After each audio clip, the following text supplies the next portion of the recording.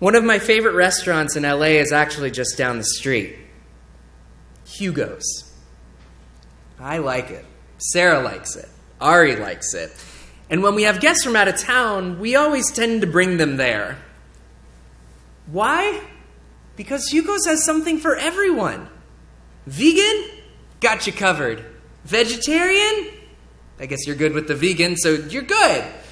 Gluten-free? Done. If you like eating meat, not only do they have meat, it's humanely raised and ethically treated meat. Checks all the boxes. Everybody's pleased. And it's one of the few restaurants where I've never had a bad meal. My favorite thing to get there?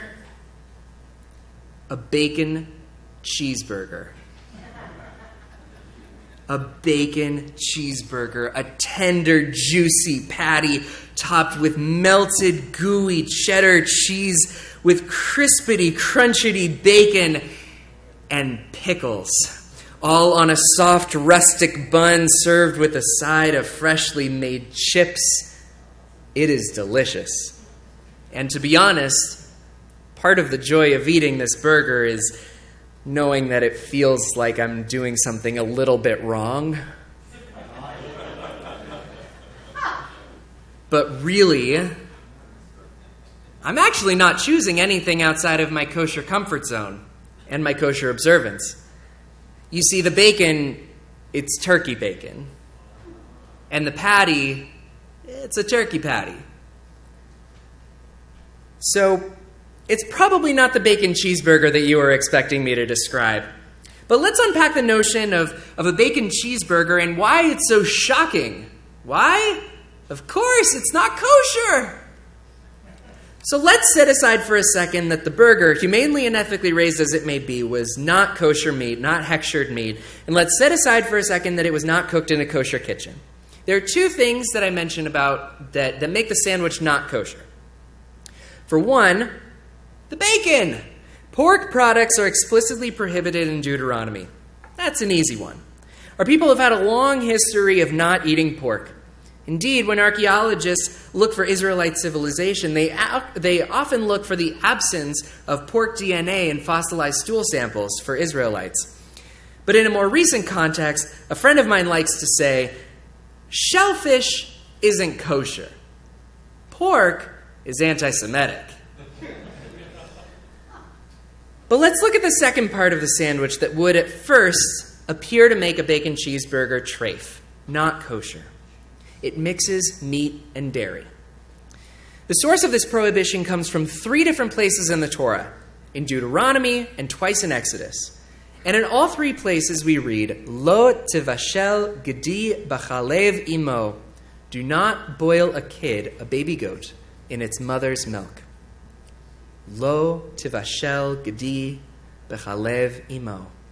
Do not boil a kid in its mother's milk.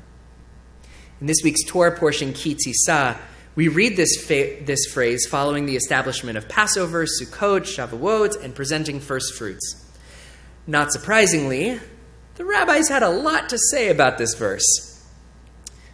However, for the benefit of us getting out of here at a reasonable hour, I want to focus on the halakha, the Jewish law that comes out of this verse. Meat and dairy cannot be eaten together. The rabbis teach that boiling a kid in its mother's milk was an idolater's ritual, and therefore we do not eat meat and milk together, since we are not idolaters and we are more civilized. Their words, not mine. Additionally, we are not to mix dishes. So a dish that's used for meat can only be used for meat, and a dairy dish can only be used for dairy dishes, dairy foods. There's also a waiting period in between when you can eat meat and dairy, just in case. They also teach that poultry and cheese are allowed on the same table, but they're not to be eaten together. This may sound like things are getting complex, and they are, but I want to share a story that illustrates the beautiful relationship between Torah and later rabbinic interpretations when it comes to instituting these additional laws. God is speaking to Moses on Mount Sinai, and God says, Moses. I just imagine that God has an amplification system. Moses, do not boil a kid in its mother's milk. And Moses responds, "Oh, I get it. I can't have a cheeseburger because that would mean mixing meat and dairy." And God says again, "Moses, you shall not boil a kid in its mother's milk." And Moses responds, "Oh, I get it. I have to have two sets of dishes, one for meat and one for dairy." God once again says, "Moses, do not boil a kid in its mother's milk." And Moses responds, "Oh, I get it. I need to wait a certain amount of time between eating meat and eating dairy." And God says, "Fine, have it your way." What I love about this story is that it really demonstrates that we can make Torah ours. After the Torah was given at Mount Sinai, it became our job to study it, to interpret it, to act on it. So what do we do with this verse? Lo tevashel gedi b'chalev imo. Do not boil a kid in its mother's milk in today's Reform Judaism. Do we follow the simple meaning of the Torah law? Or do we follow the later rabbinic interpretations? Or do we just, as Burger King tells us, have it our way? Rabbi Mark Wachowski teaches that for Reform Jews, the decision to make kashrut as a mode of religious life is not an all-or-nothing option. Reform Jews may decide to observe all of these practices, some of them, or even none of them. They may decide to observe them at all times, or only when dining at home. What I love about Reform Judaism is that we are able to make informed choices.